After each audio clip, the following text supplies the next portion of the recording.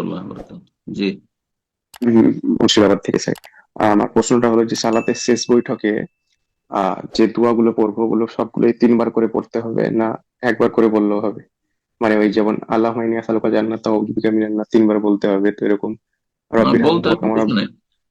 নবী সাল্লাম কিছু কিছু দোয়া তিনবার করতেন, সব দোয়াই তিনবার করতেন এমন তো কথা নাই। আত্মায়াত, আত্মায়াত তো দোয়া, তারপর তিনবার করতেন না। আল্লাহুম্মা সাল্লি আলা মুহাম্মদ দোয়া নবীর জন্য, তো তিনবার করে পড়বেন নাকি?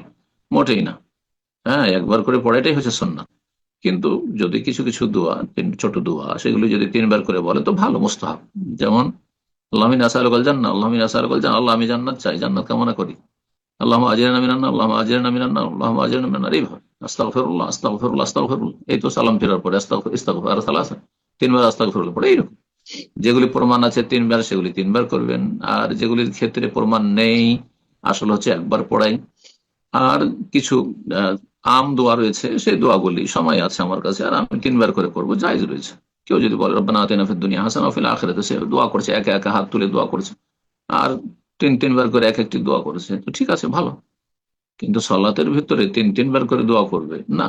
যে যেখানে তিনবার আছে, যেমন রুকু সিজদাতে তসবিহ তিনবার করে আছে, সর্বনিম্ন পূর্ণতা, সুবহান রাব্বিয়াল আলা সুবহান রাব্বিয়াল আলা সুবহান রাব্বিয়াল আলা, এইভাবে সুবহান রাব্বিয়াল আযীম, এইভাবে তিনবার।